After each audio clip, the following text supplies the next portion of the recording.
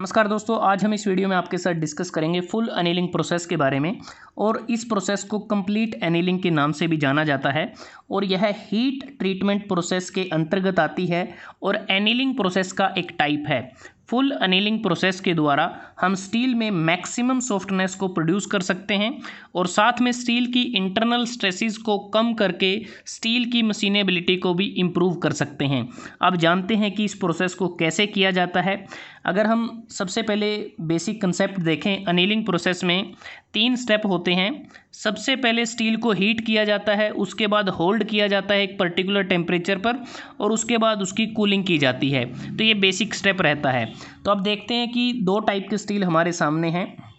एक है hypoeutectoid steel, जिसमें कार्बन परसेंटेज 0.83% से कम होती है, और दूसरा है हाइपर यूटेक्टोइड स्टील, जिसमें कार्बन परसेंटेज 0.83 से 2.14% के बीच में रहती है। जब हमारे पास हाइपोयूटेक्टोइड स्टील होता है, उस केस में हमारा जो ऑस्टेनाइटाइजिंग जो टेम्परेचर है, वो जो अपर क्रिटिकल टेम्परेचर की जो लाइन है, जो A3 लाइन हमें यहाँ नज़र आ रही है, इससे 30 डिग्री या 50 डिग्री से ज़्यादा होता है। अगर हाइपर यूटेक्टोइड स्टील है तो उस केस में जो हमारा अपर क्रिटिकल टेम्परेचर है वो ये लाइन इंडिकेट करती है, जो ACM लाइन है, जो एक इंक्लाइंड लाइन है।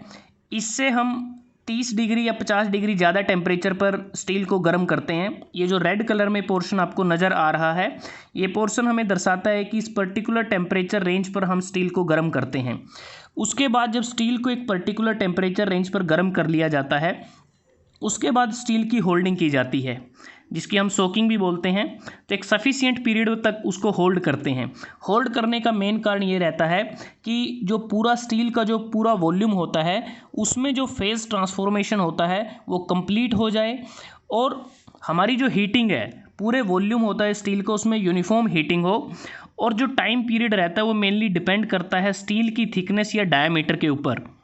अगर हम देखें 2.5 से 3 मिनट लगती हैं पर mm थिकनेस पर, जो हमारा टाइम पीरियड का जो हम इसमें कंसीडर करते हैं कि हमारा जो सफिशिएंट पीरियड कितना हो।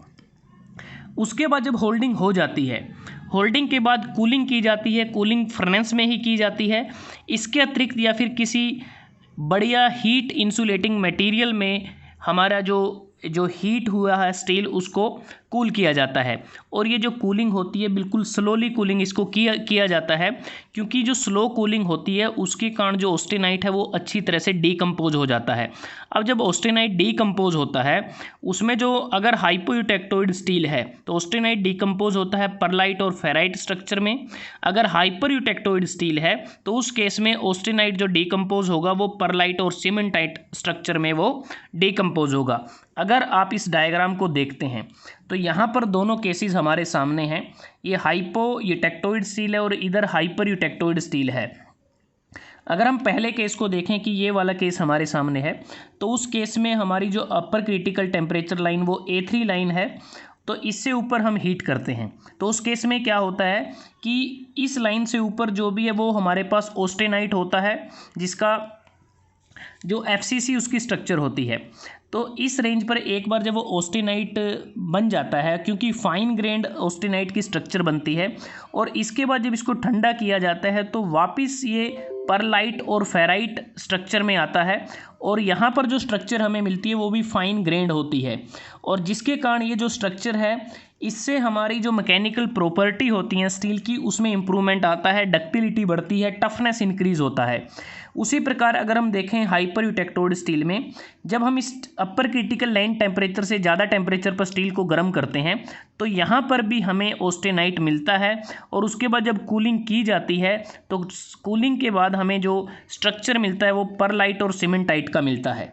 तो इस प्रकार से इस प्रोसेस को किया जाता है। अब बात करते हैं कि जब हम स्लो कूलिंग करते हैं और उस दौरान अगर हमारा जो परलाइट है ऑस्टेनाइट परलाइट में डीकम्पोज हो जाता है, तो उसके बाद हम कूलिंग रेट को इंक्रीज़ कर देते हैं। तो इसके लिए जो मटेरियल है उसको एयर में भी कूल किया जा सकता है। तो इस प्रकार से फुल अनिलिंग है जो वो की जाती है। अब बात करते हैं कि वो कौन कौन से पर्पज़ हैं फुल अनिलिंग को करने के लिए।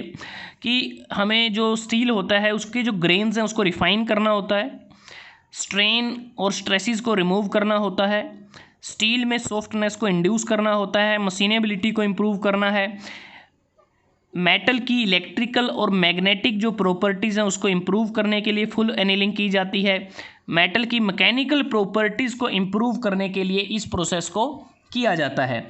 अब बात आती है कि जब भी हम फुल एनीलिंग करते हैं, अक्सर एक गुड रूल है जिसे हमें याद रखना चाहिए कि अगर मटेरियल में कार्बन कंटेंट ज़्यादा है तो उतना ही स्लोअर कूलिंग रेट हमें रखना होता है।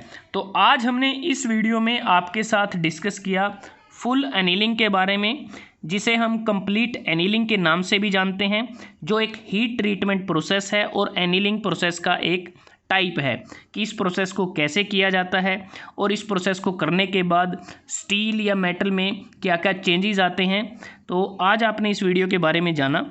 अगर आपको ये वीडियो अच्छा लगा, आप इसको लाइक कर सकते हैं, शेयर कर सकते हैं अपने दोस्तों के साथ, स्टूडेंट्स के साथ, और चैनल को सब्सक्राइब करना ना भूलें। जल्दी हाजिर होते हैं एक नए वीडियो के साथ, तब तक के लिए धन्यवाद। आपका दिन शुभ रहे।